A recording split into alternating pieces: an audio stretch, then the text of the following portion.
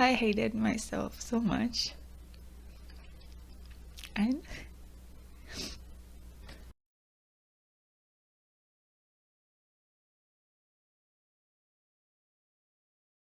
hello everyone and welcome back to my channel. Today I wanted to talk about my journey with self-love and self-esteem because I think they go hand in hand. So I have to bring you back in 2005 in my first year of high school.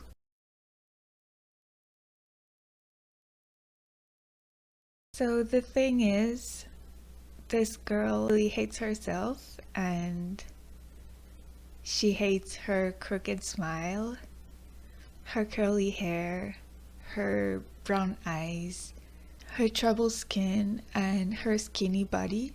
She can't see anything pretty about herself.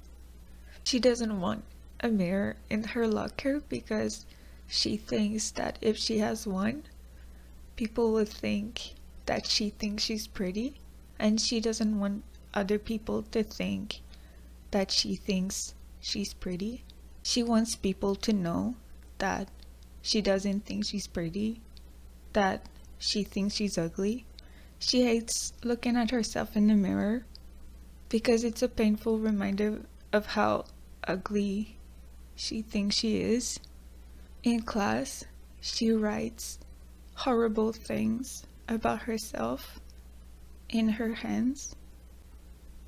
She writes things like, "No one loves me. I wouldn't be missed if I was gone. I'm the bad twin anyway."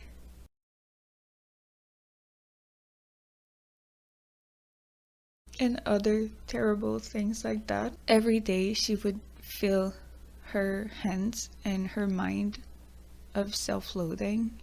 So that was me in high school. I hated myself so much. And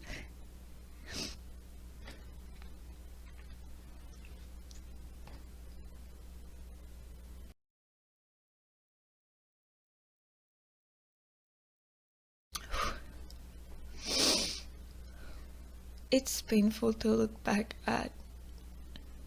It's painful to look back at that time of my life because I didn't deserve to be that mean to myself. I wasn't bullied at school, but because of how hateful I was to myself, you could say I was my own bully. So how did I start loving myself? It didn't happen overnight. I didn't become the person I am now overnight. I think with self-love, you have to fake it until you make it. You have to choose to love yourself instead of waiting until it happens. It's very hard, but no one can do it for you.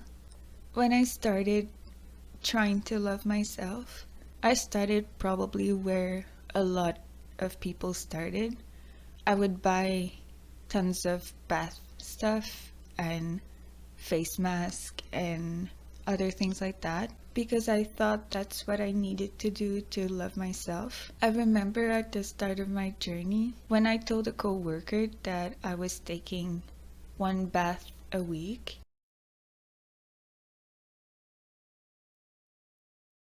She told me, "Wow, you must really love yourself." It wasn't said in a mean way. She was more impressed, but it really struck me because I didn't really love myself at that time. I was just trying to. I thought self-love was something that you could buy, but looking back, first taking hot baths is not something you should be doing with low blood pressure. Sometimes I would get dizzy from the bath because it was too hot for me. But I didn't understand low blood pressure and my body enough. Now I know even more that really it wasn't self-love at all. Second, for self-love, you don't need to buy things. Self-love is not something you can buy. Someone said this to me one day, and it stuck with me ever since. She said, "You're the only person that's going to be there for you your whole life." And it's so true. I'm getting emotional. From the second you were born to your last second on earth, the only person that's going to be there with you every second in between is you. Why spend so much time mistreating yourself? It's such a waste of time. Spending all that time hating yourself while you could love yourself and be loved by yourself. When I understood that, that's when my perception of self-love and self-care truly changed. Right now, as a 29-year-old, I came a long way from this girl in high school, and I'm really proud of myself. I don't self-loathe anymore, at least very, very, very rarely. I did it recently because of something that happened, and at first I was mad at myself for allowing me to speak like that to myself. But then it made me realize how long it had been since I had last did it. It made me realize how far I had come, and I was thankful for it. I think the more you love yourself, the more you want to take care of yourself. And the more you take care of yourself, the more you feel loved. I learned to love my body. I love my curly hair. I don't straighten them anymore. I hate straightening my hair. I really love my curls. I think curls suits me better. I learned to love my very dark brown eyes.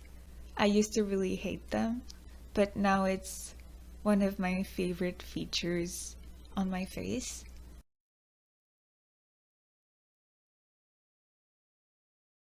I do have bad days where I look at myself in the mirror and it's rough. But no matter how I look on the outside, I try to remind myself that I'm still beautiful on the inside, that my look shouldn't change the way I perceive myself.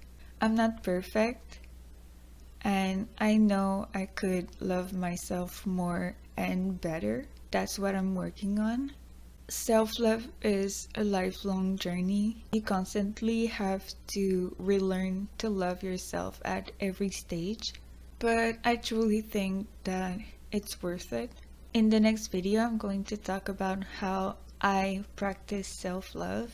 So I hope you'll be interested in hearing about that. See you in my next video, maybe. Bye.